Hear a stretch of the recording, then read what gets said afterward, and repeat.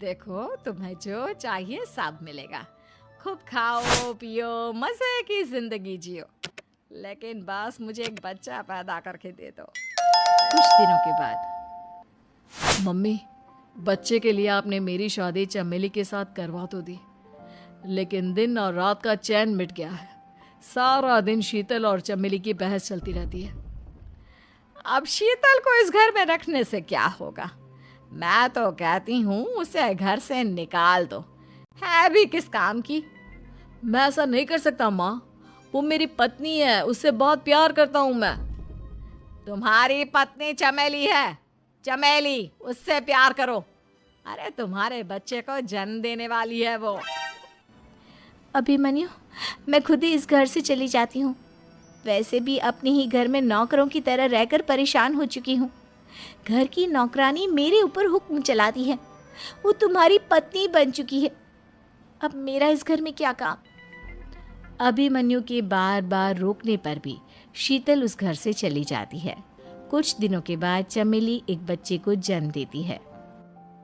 भगवान ने मेरी सुन ली, मेरे बेटे का घर भर गया, उसका अपना बच्चा इस दुनिया में आ गया। मम्मी जी, बच्चे को हाथ लगाने से पहले मेरी एक शर्त तो सुन लो। तुम कहना क्या चाहती हो चमेली? आपकी मम्मी को बहुत शौक था ना अपने पोते को खिलाने का। अब देखो, इस दुनिया में हर चीज की कोई ना कोई कीमत तो होती है। तुम अपनी आधी प्रॉपर्टी मेरे नाम कर दो, बच्चा तुम्हारे नाम। अरे लेकिन मैंने अपने बेटे से तुम्हारी शादी करवाई है, अब ये सौदेबाजी कहाँ से आ गई? जो औरत अपनी बहू को घर से निकाल कर एक नौकरानी के साथ अपने बेटे की शादी करवा दे, वो तो सौदेबाजी कर ही सकती है ना। उसका कैसे भरोसा कर सकते हैं? मुझे बस आप लोगों की प्रॉपर्टी चाहिए, उसके बाद ही बच्चे को आप हाथ लगा सकते हैं। मैंने कहा था ना मम्मी, आप गलत कर रही हैं। देखिए, उसका नतीजा आपके सामने है।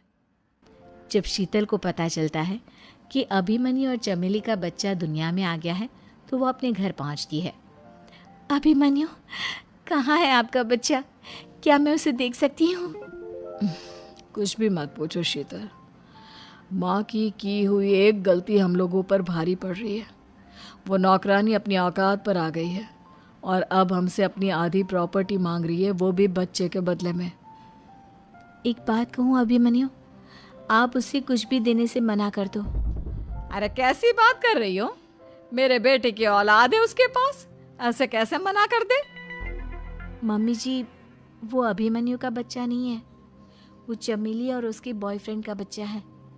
ये तुम क्या कह रही हो शीतल? ये देखिए वीडियो।